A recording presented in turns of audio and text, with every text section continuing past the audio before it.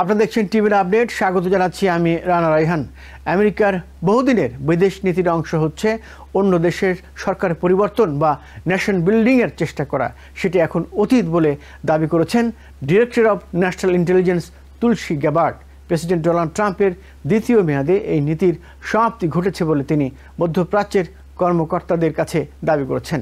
Gabbard বাহরাইনে আয়োজিত Manama ডায়ালগে বক্তব্য রাখেন। এটি ইন্টারন্যাশনাল ইনস্টিটিউট ফর সিকিউরিটি স্টাডিজের আয়োজিত বার্ষিক নিরাপত্তা সম্মেলন। সেখানে তিনি বলেন, আমেরিকার নতুন নীতি এখন শাসন ব্যবস্থা চাপিয়ে দেওয়া নয়, বরং স্থিতিশীলতা ও সমৃদ্ধি নিশ্চিত করা।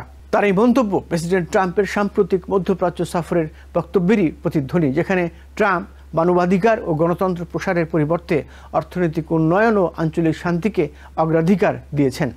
এই পরিবর্তন ইতিমধ্যে আমেরিকার কর্মকৌশলেও দেখা গেছে, যেমন ইসরায়েল হামাস যুদ্ধের অস্ত্রবিরতি নিশ্চিত করা এবং ইসরায়েলের 12 দিনের ইরান বিরোধী যুদ্ধ বন্ধে ভূমিকা রাখা, যেখানে আমেরিকা ইরানের পারমাণবিক স্থাপনায় বিমান হামলা চালায়।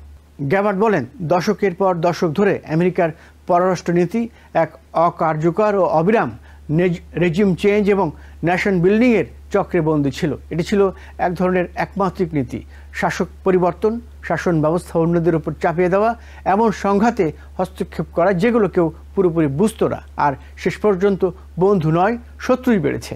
তিনি আরও বলেন, এর ফলাফল হচ্ছে $1 ট্রিলিয়ন খরচ, অসংখ্য প্রাণহানি আর বহু ক্ষেত্রে নিরাপত্তা হুমকি আরও বেড়েছে। এই বিশ্লেষণ প্রেসিডেন্ট ট্রাম্পের দীর্ঘদিনের অবস্থানের সঙ্গে মিলে যায়, বিশেষ করে 2001 সালের 11 সেপ্টেম্বরের হামলার পর শুরু হওয়া যুদ্ধগুলো নিয়ে তার মনোভাবের সঙ্গে।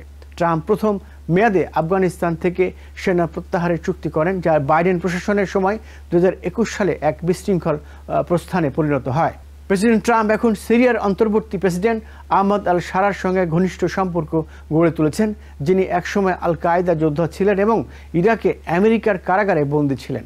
দক্ষিণ আমেরিকার উপকূলে ট্রাম্প প্রশাসনের যুদ্ধজাহাজ মোতায়েন, মাদকবাহী নৌযানে প্রাণঘাতী হামলা এবং ভেনেজুয়েলার সিআইএর গোপন অভিযান পরিচালনার নির্দেশ সম্পর্কে তুলসী গ্যাবার্ড অবশ্য কিছু বলেননি। গ্যাবার্ড স্বীকার করেছেন যে গাজায় অস্ত্রবিরতি এখনও নাজুক এবং ইরানের পারমাণবিক স্থাপনের নতুন তৎপরতা উদ্বেগ বাড়াচ্ছে। তিনি বলেন, সামনের পথ সহজ হবে না, কিন্তু প্রেসিডেন্ট ডোনাল্ড ট্রাম্প এই পথে দৃঢ়ভাবে অঙ্গীকারবদ্ধ। গ্যাবার্ডের এই বক্তব্য আসে এমন এক সময় যখন আমেরিকায় সরকারি কার্যক্রমে অচল অবস্থা চলছে, যা ট্রাম্প প্রশাসনের অভ্যন্তরীণ চাপকেও তুলে ধরছে। অন্যদিকে বাহরাইন সরকার আকস্মিকভাবে এক এপি সাংবাদিকের ভিসা বাতিল করে। তিনি এই সম্মেলন কাভার করছিলেন, কর্তৃপক্ষ কোনো কারণ জানায়নি। ওই দিনই এপি একটি প্রতিবেদন প্রকাশ করে, যেখানে দীর্ঘদিন আটক থাকা মানবাধিকার কর্মী আব্দুল হাদি আল খাওয়াজার অনির্দিষ্টকালের অনশন ধর্মঘটের খবর প্রকাশিত হয়। পরে শুক্রবার ইউরোপিয়ান ইউনিয়ন ও ডেনমার্ক থেকে চিঠি পাওয়ার পর আল খাওয়াজা তার অনশন বন্ধ করেন বলে জানান তার মেয়ে মরিয়ম আল খাওয়াজা। নিউ ইয়র্ক থেকে সম্প্রচারিত TVN 24 টেলিভিশন বিশ্বজুড়ে বাঙালির কণ্ঠস্বর।